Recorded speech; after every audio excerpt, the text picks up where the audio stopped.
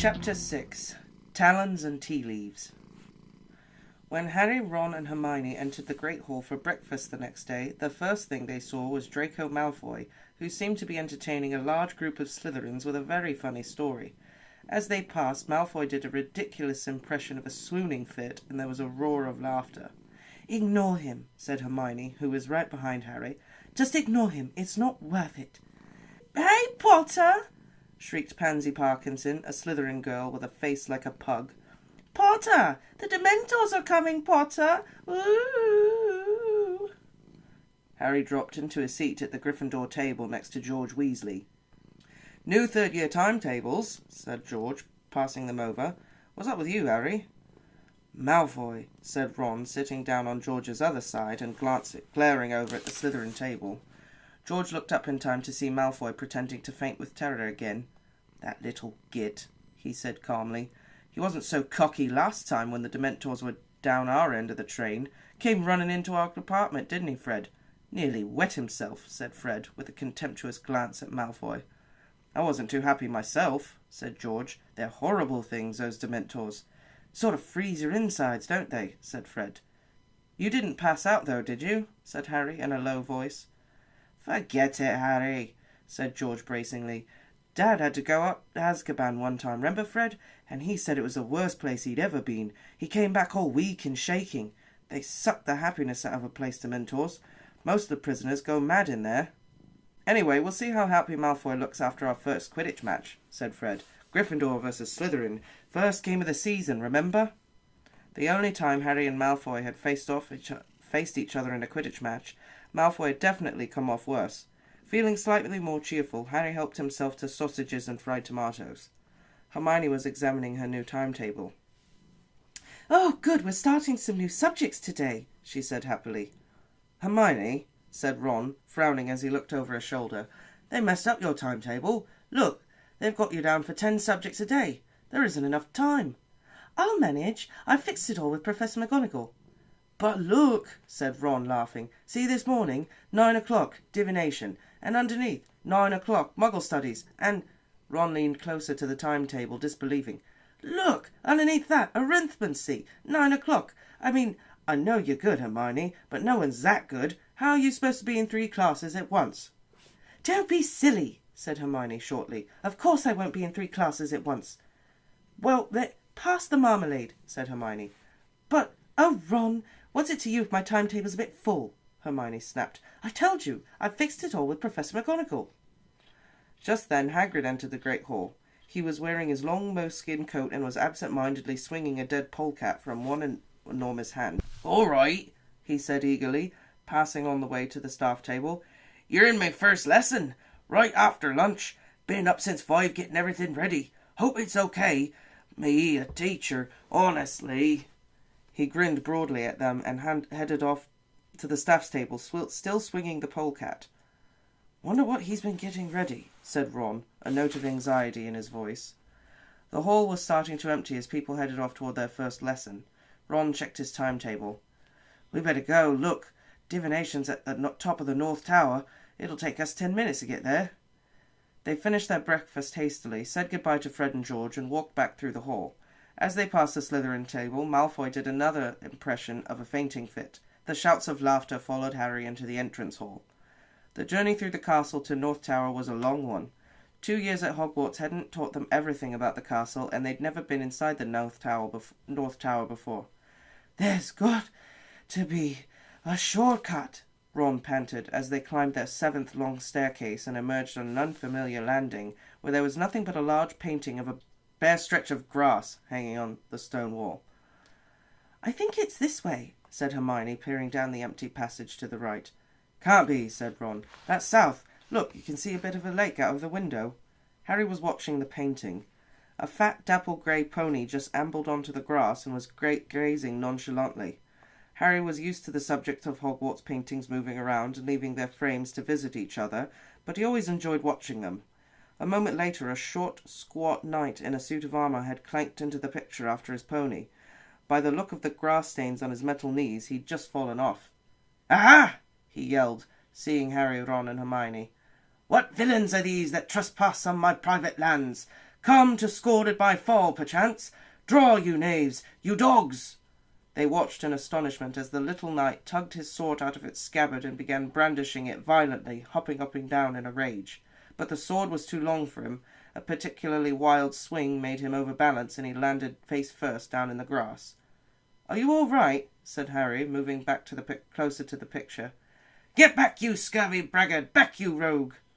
The knight seized his sword again and used it to push himself back up, but the blade sank deeply into the grass, and though he pulled with all his might, he couldn't get it out again. Finally, he had to flop back down onto the grass and push up his visor to mop his sweating face. "Listen," said Harry, taking advantage of the knight's exhaustion. "We're looking for the North Tower. You don't know the way, do you?" "A quest!"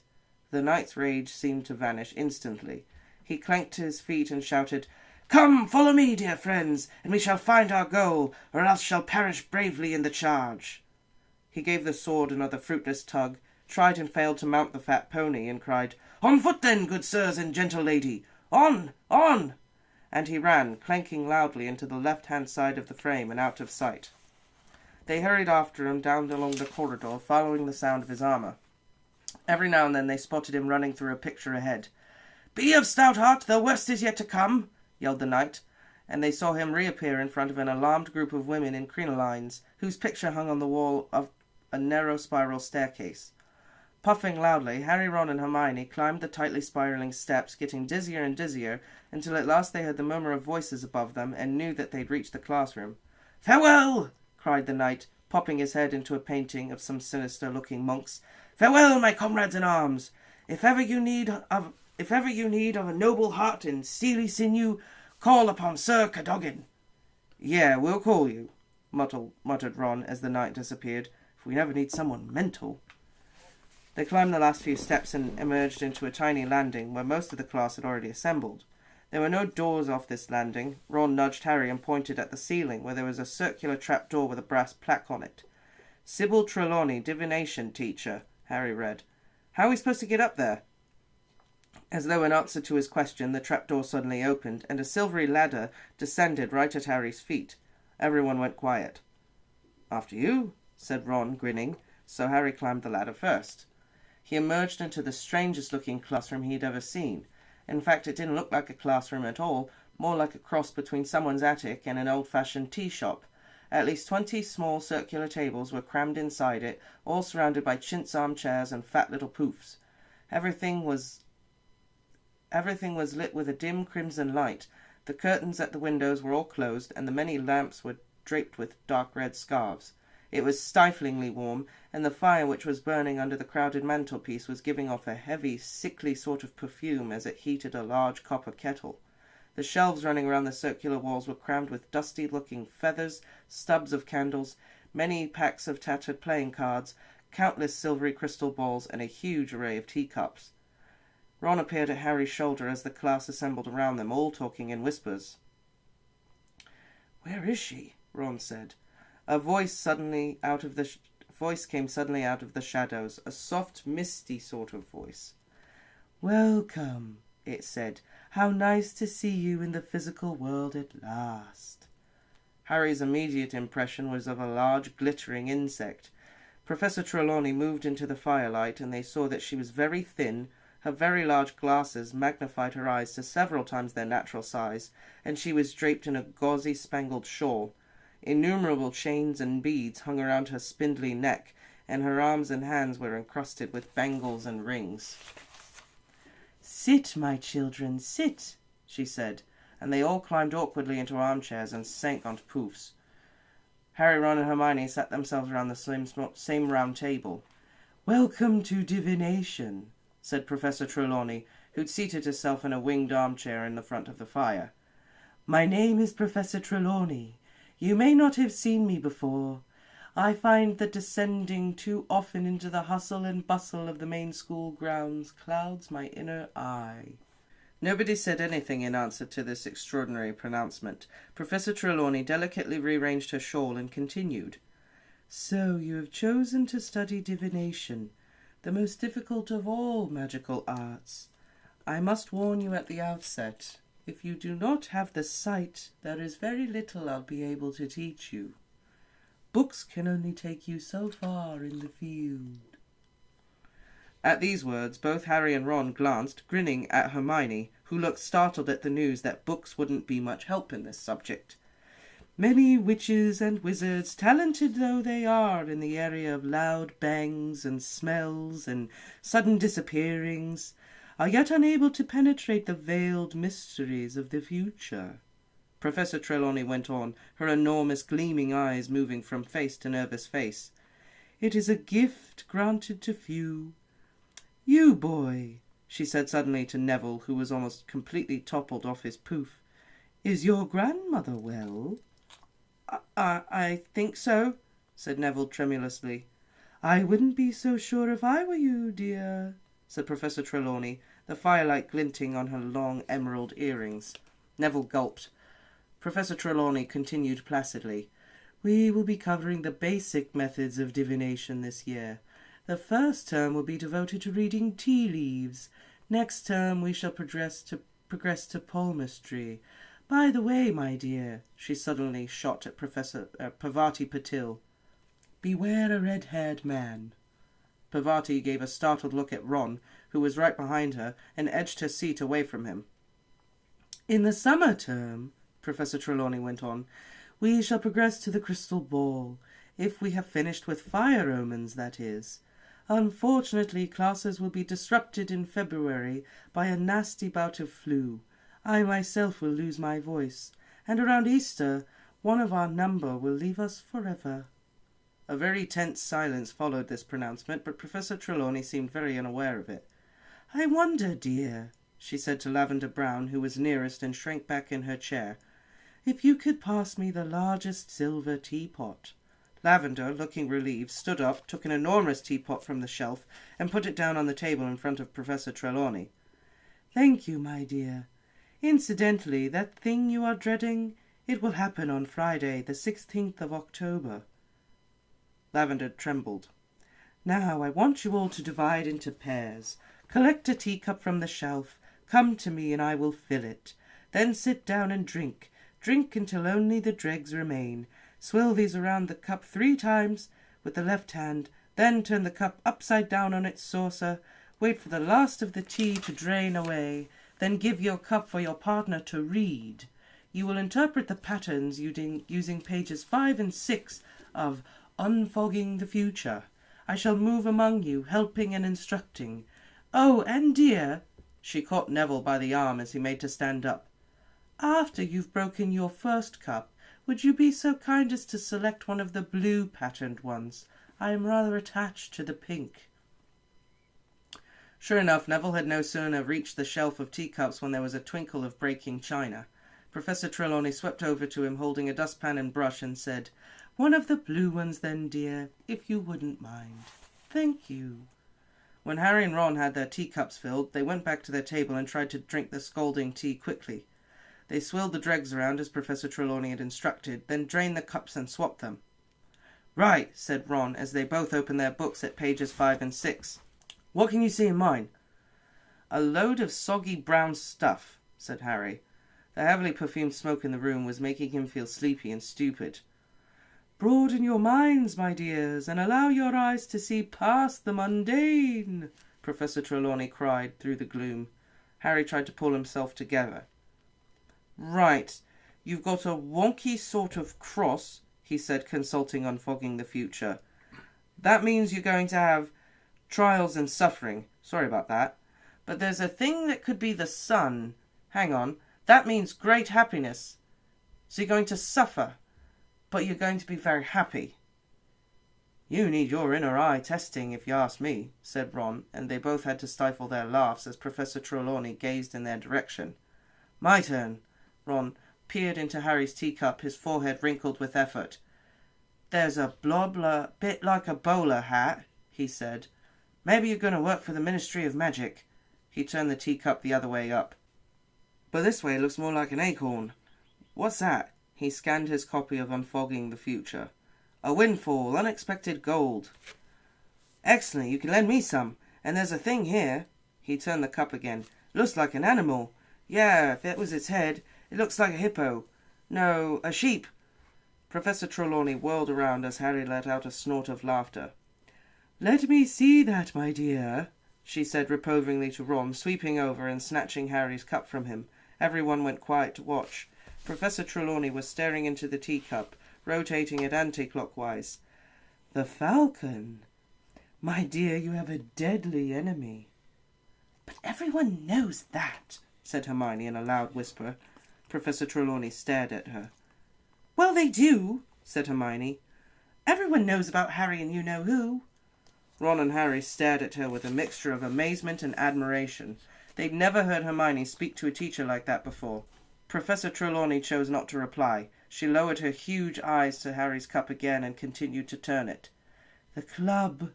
An attack. Dear, dear, this is not a happy cup."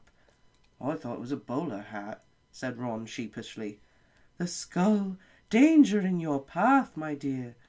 Everyone was staring, transfixed, at Professor Trelawney, who gave the cup a final turn, gasped, and then screamed. There was another tinkle of breaking china. Neville had smashed his second cup. Professor Trelawney sank into a vacant armchair, her glittering hand at her heart and her eyes closed. "My dear boy, my poor dear boy, no, no, it's kinder not to say. No, don't ask me." "What is it, Professor?" said Dean Thomas at once. Everyone had got to their feet, and slowly they crowded around Harry and Ron's table, pressing close to Professor Trelawney's chair to get a good look at Harry's cup. "My dear," Professor Trelawney's huge eyes opened dramatically, "you have the grim." "The what?" said Harry. He could tell he wasn't the only one who didn't understand. Dean Thomas shrugged at him and Lavender Brown looked puzzled, but everyone else clapped their hands to their mouths in horror. "The grim, my dear, the grim," cried Professor Trelawney, who looked shocked that Harry didn't understand. "The giant spectral dog that haunts churchyards. My dear boy, it's an omen, the worst omen, of death." Harry's stomach lurched. The dog on the cover of Death Omens in Flourish and Blots. The dog in the shadows of Magnolia Crescent. Lavender Brown clapped her hands to her mouth too. Everyone was looking at Harry, everyone except Hermione, who got up and moved around to the back of Professor Trelawney's chair. "I don't think it looks like a grim," she said flatly. Professor Trelawney surveyed Hermione with mounting dislike. "You'll forgive me for saying so, dear, but I perceive very little aura around you, very little receptivity to the resonances of the future." Seamus Finnegan was tilting his head from side to side. "It looks like a grim if you do this," he said, with his eyes almost shut. "But it looks more like a donkey from over here," he said, leaning to the left. "When you've all finished deciding whether I'm going to die or not," said Harry, taking himself even by surprise. Now nobody seemed to want to look at him. "I think we will leave this lesson here for today," said Professor Trelawney in her mistiest voice. "Yes, please pack away your things." Silently the class took their teacups back to Professor Trelawney, packed away their books and closed their bags. Even Ron was avoiding Harry's eyes. "Until we meet again," said Professor Trelawney faintly, "for fair fortune be yours. Oh, and dear," she pointed at Neville, "you'll be late next time, so mind you work extra hard to catch up." Harry, Ron and Hermione descended Professor Trelawney's ladder and the winding staircase in silence, then set off for Professor McGonagall's Transfiguration lesson. It took them so long to find her classroom that, early as they had left divination, they were only just in time. Harry chose a seat in the back of the room, feeling as though he was sitting in a very bright spotlight. The rest of the class kept shooting furtive glances at him, as though he were about to drop dead any minute.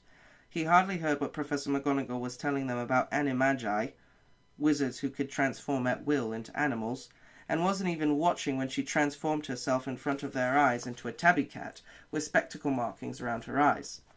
"Really, what has gotten into you all today?" said Professor McGonagall, turning back into herself with a faint pop and staring all round at all of them. "Not that it matters, but that's the first time my transformation's not gotten an applause from a class." Everybody's head turned toward Harry again, but no one spoke. Then Hermione raised her hand. "Please, Professor, we've just had our first divination class, and we were reading tea leaves, and—" "Ah, of course," said Professor McGonagall, suddenly frowning. "There's no need to say no more, Miss Granger. Tell me, which one of you will be dying this year?" Everyone stared at her. "Me," said Harry finally. "I see," said Professor McGonagall, fixing Harry with her beady eyes. "Then you should know, Potter, that Sybil Trelawney has predicted the death of one student a year since she arrived at the school. None of them has died yet. Seeing death omens is her favourite way of greeting a new class.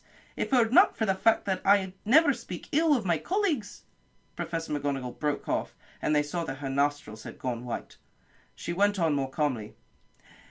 "Divination is one of the most imprecise branches of magic. I shall not conceal from you that I have very little patience with it. True seers are very rare, and Professor Trelawney—" She stopped again, and then said in a very matter-of-fact tone, "You look in excellent health to me, Potter, so you shall excuse me if I don't let you off homework today. I assure that if you die, you need not hand it in." Hermione laughed. Harry felt a bit better. It was hard to feel scared of a lump of tea leaves away from the dim red light and befuddling perfume of Professor Trelawney's classroom. Not everyone was convinced, however. Ron still looked worried, and Lavender whispered, "But what about Neville's cup?" When the Transfiguration class had finished, they joined the crowd thundering toward the Great Hall for lunch. "Ron, cheer up," said Hermione, pushing a dish of stew toward him. "You heard what Professor McGonagall said." Ron spooned stew onto his plate and picked up his fork, and didn't start. "Harry," he said in a low, serious voice, "you haven't seen a great black dog anywhere, have you?" "Yeah, I have," said Harry. "I saw one the night I left the Dursleys." Ron let his fork fall with a clatter. "Probably a stray," said Hermione calmly. Ron looked at Hermione as though she'd gone mad. "Hermione, if Harry's seen a Grim, well, that's bad," he said. My uncle saw one, and he died 24 hours later." "Coincidence," said Hermione airily, pouring herself some pumpkin juice. "You don't know what you're talking about," said Ron, starting to get angry. "Grims scare the daylights out of most wizards." "There you are, then," said Hermione in a superior tone. "They see the Grim and die of fright. The Grim's not an omen, it's the cause of death. And Harry's still with us because he's not stupid enough to see one and think, right, well, I better pop my clogs then." Ron mouthed wordlessly at Hermione, who opened her book bag, took out a new arithmancy book and propped it open against the juice jug. "I think divination seems very woolly," she said, searching for her page. "A lot of guesswork, if you ask me." "There's nothing woolly about the Grim in that cup," said Ron hotly. "You didn't seem so confident when you were telling Harry it was a sheep," said Hermione coolly. "Professor Trelawney said you don't have the right aura. You just don't like being rubbish at something for a change." He'd touched a nerve. Hermione slammed her arithmancy book down on the table so hard that bits of meat and carrot flew everywhere. "If being good at divination means I have to pretend to see death omens and a lump of tea leaves, I'm not sure I'll be studying it much longer. That lesson was absolute rubbish compared to my arithmancy class." She snatched up her bag and stalked away. Ron frowned after her. "What's she talking about?" he said to Harry. "She hasn't been to an arithmancy class yet."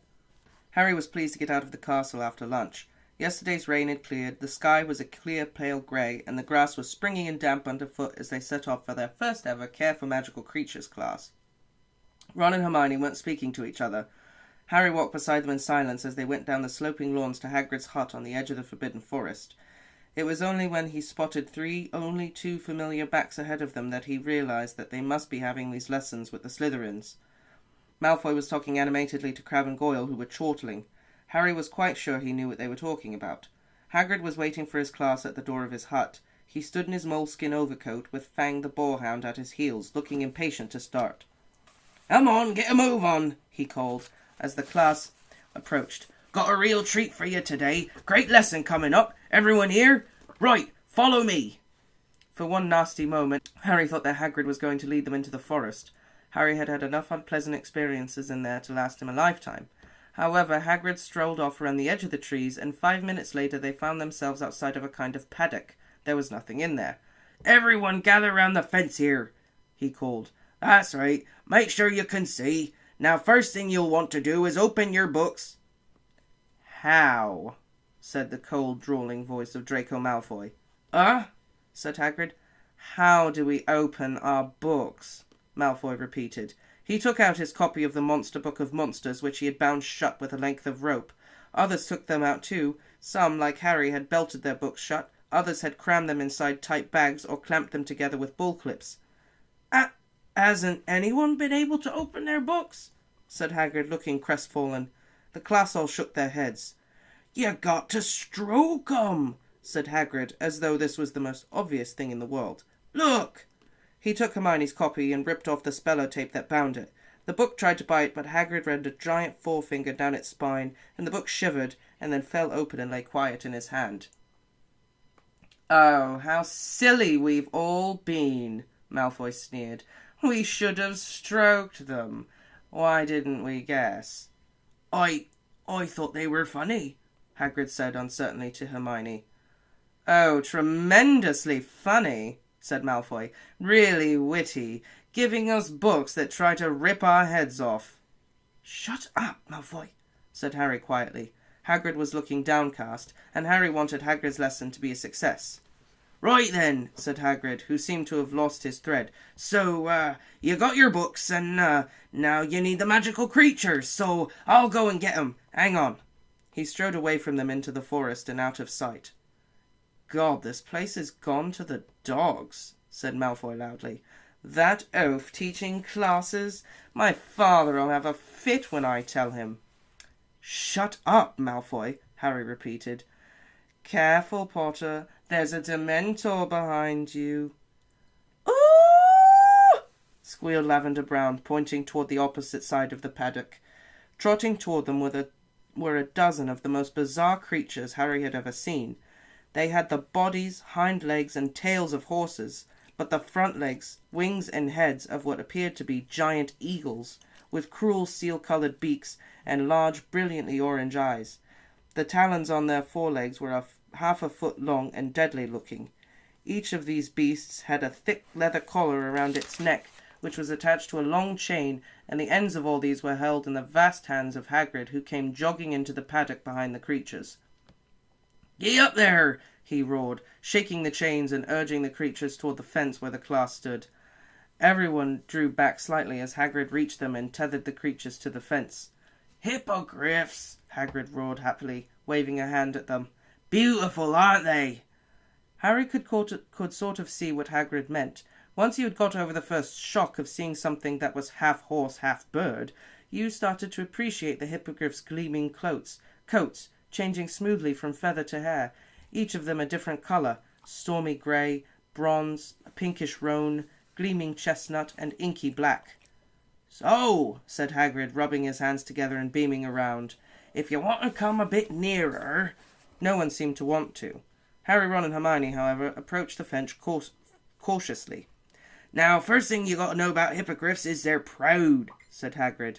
"Easily offended, hippogriffs are. Don't insult one, 'cause it might be the last thing you do."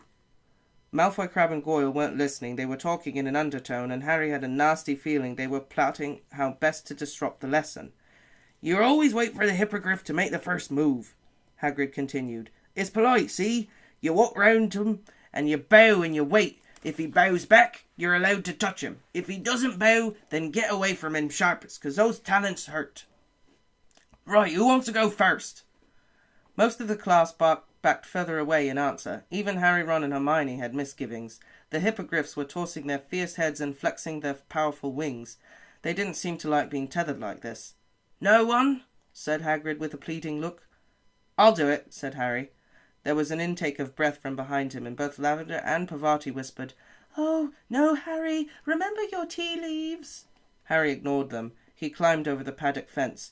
"Good man, Harry," roared Hagrid. "Right then, let's see how you get on with Buckbeak." He untied one of the chains, pulled the grey hippogriff away from his fellows, and slipped off his leather collar.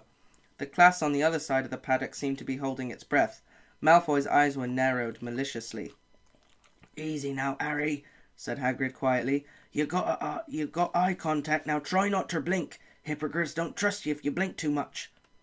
Harry's eyes immediately began to water, but he didn't shut them. Buckbeak had turned his great sharp head and was staring at Harry with one fierce orange eye. "That's it," said Hagrid. "That's it, Harry. Now bow." Harry didn't feel much like exposing the back of his neck to Buckbeak, but he did as he was told. He gave a short bow and then looked up. The hippogriff was still staring haughtily at him. It didn't move. "Ah," said Hagrid, sounding worried. "Right, back away now, Harry. Easy does it." And then, to Harry's enormous surprise, the hippogriff suddenly bent his scaly front knees and sank into what was an unmistakable bow. "Well done, Harry," said Hagrid, ecstatic. "Right, you can touch him. Pat his beak. Go on." Feeling that a better reward would have been to back away, Harry slowly moved toward the hippogriff and reached out toward him. He patted the beak several times, and the hippogriff closed his eyes lazily, as though enjoying it. The class broke into applause, all except Malfoy, Crabbe and Goyle, who were looking deeply disappointed. "Right then, Harry," said Hagrid. "I reckon he might let you ride him." This was more than Harry had bargained for. He was used to a broomstick, but he wasn't sure a hippogriff would be quite the same. "Yeah, climb up there just behind the wing joint," said Hagrid, "and mind you don't pull any of his feathers out. He won't like that." Harry put his foot on the bottom of Buckbeak's wing and hoisted himself onto his back. Buckbeak stood up. Harry wasn't sure where to hold on. Everything in front of him was covered in feathers. "Go on then!" Hagrid roared, slapping the hippogriff's hindquarters. Without warning, 12-foot wings flapped open on either side of Harry. He had just enough time to seize the hippogriff around the neck before he was soaring upwards. It was nothing like a broomstick, and Harry knew which one he preferred. The hippogriff's wings were beating uncomfortably on either side of him, catching him under his legs and making him feel like he was about to be thrown off. The glossy feathers slipped under his fingers, and he didn't dare get a stronger grip. Instead of the smooth action of his Nimbus 2000, he now felt himself rocking backwards and forwards on the hindquarters of the hippogriff, rose and fell with his wings. Buckbeak flew him once around the paddock and then headed back to the ground. That was the bit that Harry had been dreading. He leaned back as the smooth neck lowered, feeling he was going to slip off over the beak. Then he felt a heavy thud as the 4 assorted feet hit the ground, and just managed to hold on and push himself straight again. "Good work, Harry!" roared Hagrid, as everyone except Malfoy, Crabbe and Goyle cheered. "Okay, who else wants to go?" Emboldened by Harry's success, the rest of the class climbed cautiously into the paddock. Hagrid untied the hippogriffs one by one, and soon people were bowing nervously all over the paddock. Neville ran repeatedly backwards from his, which didn't seem to want to bend its knees. Ron and Hermione practiced on the chestnut while Harry watched. Malfoy, Crabbe and Goyle had taken over Buckbeak. He bowed to Malfoy, who was now patting his beak, looking disdainful. "This is very easy," Malfoy drawled, loud enough for Harry to hear him. "I knew it must have been, if Potter could do it." "You're not dangerous, are you?" he said to the hippogriff. "Are you, you ugly great brute?" It happened in a flash of steely talons. Malfoy let out a high-pitched scream, and next moment Hagrid was wrestling Buckbeak back into his collar as he strained to get at Malfoy, who lay curling in the grass, blood blossoming over his robes. "I'm dying!" Malfoy yelled, as the class panicked. "I'm dying! Look at me! It's killed me!" "You're not dying," said Hagrid, who'd gone very white. "Someone help me! We got to get him out of here!" Hermione ran to open the gate while Hagrid lifted Malfoy easily. As they passed, Harry saw there was a long, deep gash in Malfoy's arm. Blood splattered across the grass, and Hagrid ran with them up the slope toward the castle. Very shaken, the Care of Magical Creatures class followed at a walk. The Slytherins were all shouting about Hagrid. "They should sack him right away," said Pansy Parkinson, who was in tears. "It was Malfoy's fault," snapped Dean Thomas. Crabbe and Goyle flexed their muscles threateningly. They all climbed the stone steps into the deserted entrance hall.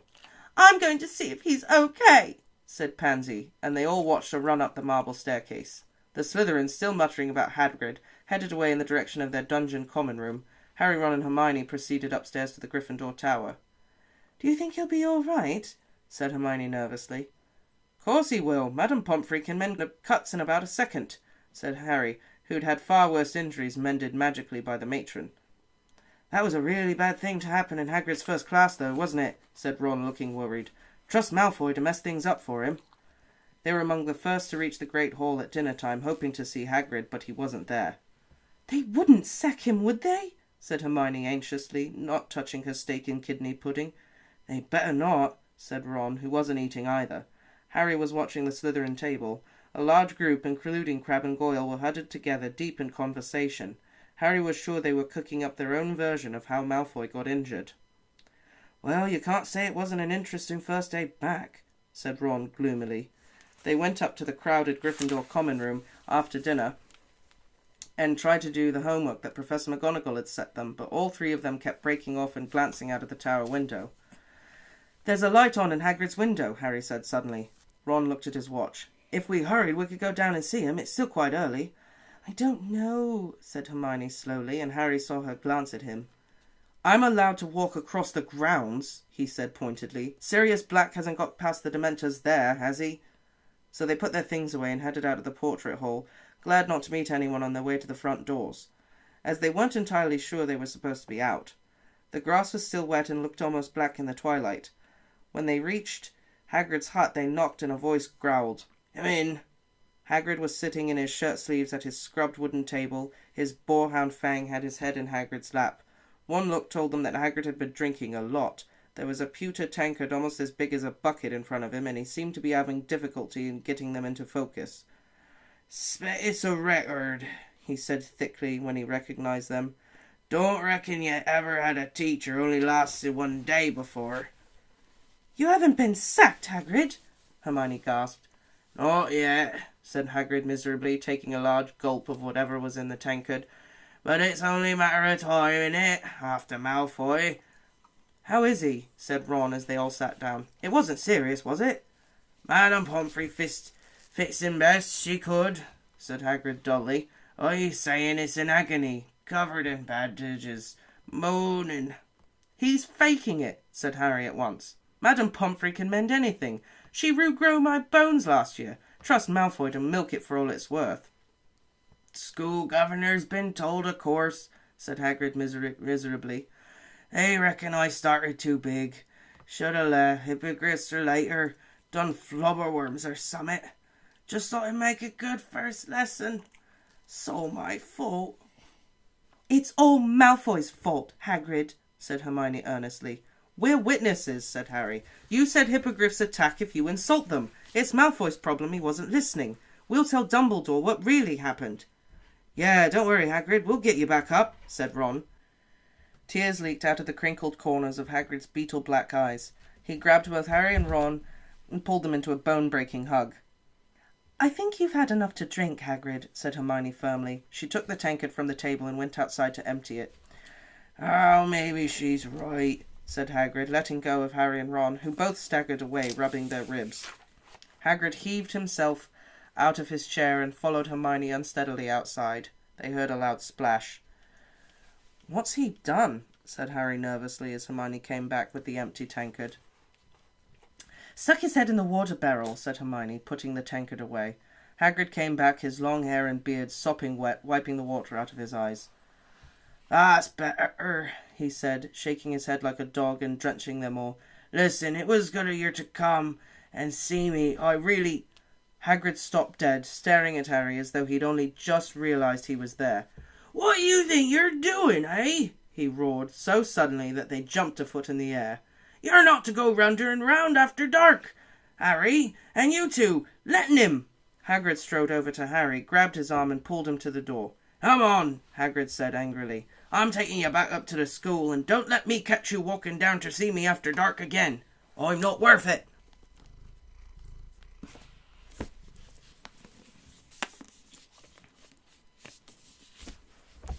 Well, Hagrid. A little intense there at the end. Well, yeah, because then he's just all of a sudden realizing, oh shit, Harry, what are you doing here? In his defense, he's a little drunk. you just had a death omen. Harry's a little drunk. He can be forgiven. Yeah, I guess you can. Oh, so yeah. What do you think of divination class? I think that was more than incense going in her class. Professor Trelawney.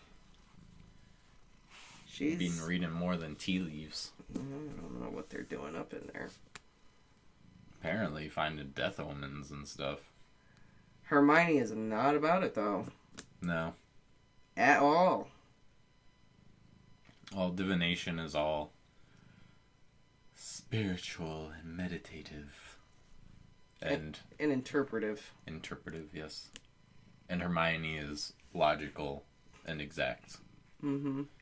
The two just don't mix. What do you mean I can't read the book and ace the test? I have to be intuitive? What? My grade based on my intuition? What? I have to interpret things? No, there needs to be an exact answer. Right.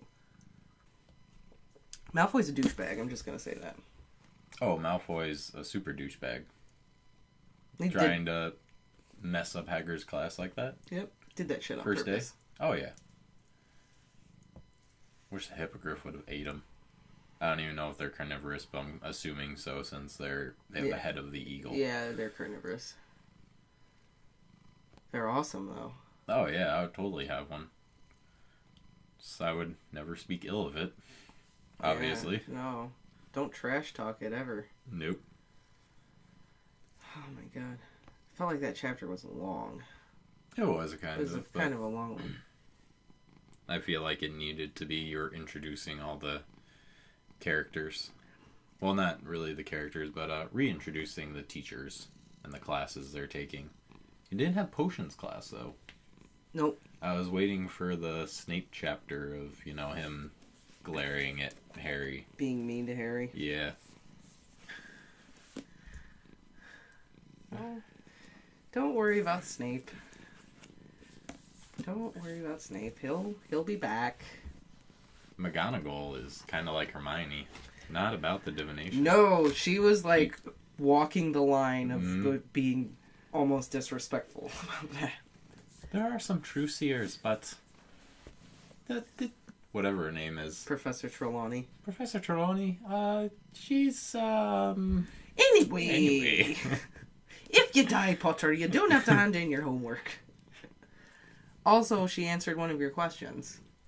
Like, way back you asked about people turning into animals or whatever, and she says, people can, oh my god. People that can turn into animals. Right, at will, and they're called animagi. So there you go. And McGonagall is one of them. Well, I knew that. I was like...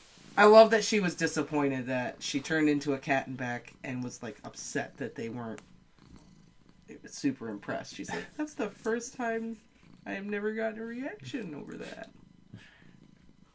I just changed into a cat. What else do you kids want? Right? Like... Damn movies and TV, you're not impressed anymore. Maybe she should have turned into a hippogriff. Then they would have been impressed. Alright. I wonder if Hagrid's gonna have her as like a guest teacher. Alright. Couldn't get a hold of this animal, so... McGonagall, do your thing. We're gonna talk about cats today. Ron seems to be, like, buying into the divination thing. Yeah, a little bit. He's big on it. He's like, wizards fear the grim. The grim. What's up with that, though? What is the grim? Because Harry did see the dog, then he saw the book, and then apparently he got it in his teacup. Is it all coincidence? Is it BS? Maybe Sirius Black is a animagi, and he's the dog. Maybe. And that kind of, the whole dog thing grew from him and his evilness. You know? Well, the Grim is like an old, like omen. Maybe it goes back generations and, I don't know. Saying maybe he's an animagi. It's kind of a wild theory.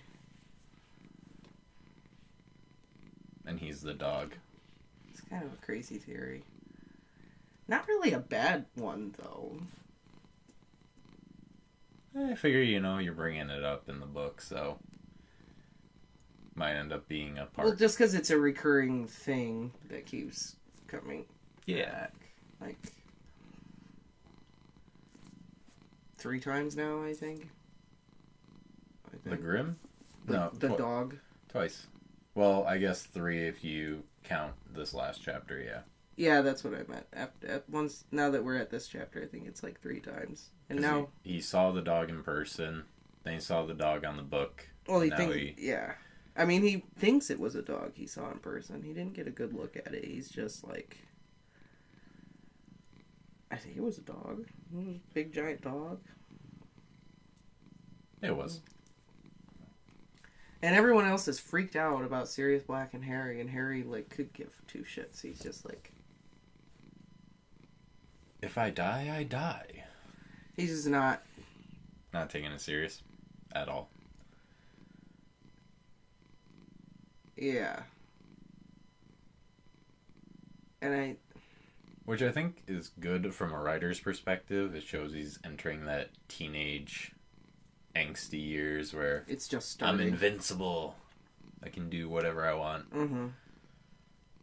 Don't tell me what I can do or can't do. Maybe a little hero complex, too. Yeah. Because he's like, well, I survived you-know-who 2 times. It's a little cocky, Harry. Just saying. Yeah. A little bit. Not... It's like, yeah, you survived you-know-who 2 times, but the first time he wasn't even strong enough to have his own body. Yep. The second time he was a figment of a book. And you had help. Yeah. From Dumbledore. Yeah, Dumbledore saved your ass. Yep. Yep. And the first time you were a baby and your mom saved your butt. Mm-hmm. So... I don't know, I just noticed that. I don't remember what chapter it was, but he was like, I survived you-know-who 2 times. And Sirius Black for. How much worse could he be than you-know-who? I don't know. Getting us a little cocky, Harry. Mm-hmm. Developing a hero complex, I guess. Sirius Black is at full strength. That's why. Well... And he somehow escaped the Dementors, and you passed out when you saw one. Yeah. So... Right. How did Sirius Black escape the Dementors? How did he do that? Maybe he stole a robe from the laundry room and just walked out. Yeah, no. Did he dig a hole in the side of the prison and Oh, Shawshank Redemption shit? Put a girly poster up? Yeah. I don't know. Climb through the sewage line. Sirius Black crawled through 1,000 feet of the most foul... blah, blah, blah.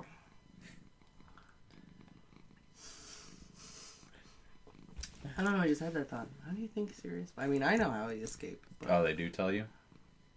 Yeah, you find out how he escaped. Oh, okay. I can't tell you. I just didn't know if... Maybe... Or maybe you need to know more about Dementors first. I think so. All I know is that they suck the happiness from you. And they make you cold. Yeah. And chocolate heals you. And chocolate heals you. Seems like something out of, like, an anime or a video game. Low on health, pick up a bar of chocolate. Right? Full health. Need some mana. Gotta get some chocolate. I love that it's chocolate, though, because chocolate is a happy feeling food, you know? Mm-hmm. Chocolate does help you feel better when you're sick. Like, Right. we know it helps nausea, and Right. it can actually help you pay attention better, too. Right. Just the smell of chocolate actually helps you pay attention more. Remember, that was the thing they always told us in school. Like, during your test, bring a bar of chocolate and just set it on your desk. Just the smell of chocolate alone will help you focus. Yeah, no one ever told me that in high school. No? No. All my teachers did. No. I don't know whether it's true or not, but yeah. Like, I've had, maybe not all my teachers, but a good majority of them It's usually either... will say, bring chocolate in when you take a test. It's either true or it's the placebo effect. Yeah. I might have to do some more research on that, because I never actually looked it up. It was just kind of... Something your teachers told you to do. I never actually brought in chocolate, so I don't know. But it was just... I mean, I've never done it, so... No one ever told me to... I've never heard that before. I passed most, if not all of my tests. So... I mean, me too. I mean, all my regions and, big tests. I was Exams I always passed, but... I was Hermione in high school, so... I got upset if I got anything lower than an A. On everything. So... I don't know. I guess I was Harry. I was, like, a good student, but... I wasn't, like, a bad student, but I didn't care enough about school to be like Hermione type thing. I think Harry and Ron are both like that. Yeah. I was an average kid, I guess. Although I think the difference is, I think Harry cares a little bit more than Ron, and I think part of that is because magic is new, so he's more interested, you know? But at the same time, he's like, I don't want to write this paper for Snape. I would rather die. That was kind of me, too. I didn't want to do it, but I was like, I'll do the best I can on it. But at the same time, if I wrote a paper and I got a B on it, you know, I was like, bet, it's done. I passed. I'm good. When Hermione's like, I need to do corrections. I need to get 100. I only got a 95. Yep, that was me. Like, if I wrote a paper for Snape, and he gave it back to me, and I got like a 92 or an 89, I'd be like, this is so upsetting. What did I do wrong? I worked on this for like 4 hours. What did I do? See, I was just like, all right, it's over. I passed. I don't have to worry about it anymore. Moving on with my life. Then I would probably ask Snape, how can I do better next time? I got a B. How can I do better? What were you looking for? That would be me. That would be me. I'd be Hermione. With everything. Well, I guess the positive we can both say is that at least we weren't Draco Malfoy in school. Yes. Yes. If there's ever someone you don't want to be, it's Draco Malfoy. Mm-hmm. Or Crabbe and Goyle. Yeah, or Crabbe and Goyle. They're not passing half of their classes. You know. No. They're not. They're failures. They're idiots. You know. Crabbe and Goyle seem like the dumb jocks. You know? They're the dumb crony kids. Yeah. They're just Draco's goons. They don't think for themselves. Draco's brain thinks for them. They're idiots. Yeah, pretty much. Mm-hmm. They're the ones who have that one smart kid that they don't beat up as long as they do their homework. Do you think Draco does their homework for them? I don't know if he'd be that nice. I don't even think Draco does his homework. Draco probably just pays someone to do his homework. I was just going to say that. I'm like, there's some Slytherin that he buys his papers from. Some Slytherin that does his homework for him. Speaking of Draco, I'm feeling a little romantic tension between Draco and that new girl in the Slytherins. The one that looks like a dog? Yeah. Pug? Reminds me of someone else we know. I was gonna say Puggles.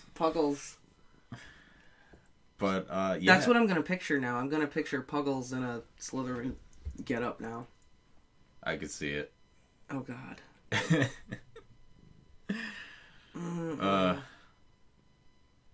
But yeah, you sent in a little.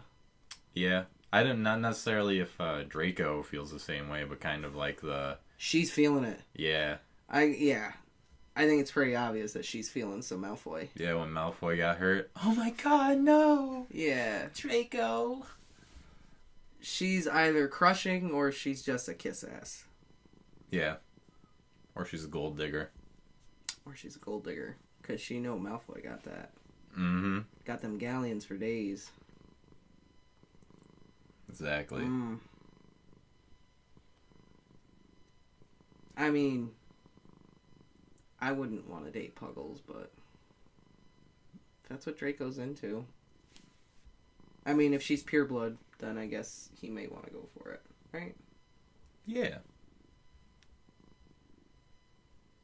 I don't know. We'll see, I guess. Yeah, we'll just have to wait and see. We'll see how this love affair unfurls. Potential love affair. Well, I mean, I feel like there's definitely something going on. It's just we'll find out if Draco's feelings are... feeling it or not. Yeah. And Ron and Hermione not getting along too well in this last chapter either. Fighting.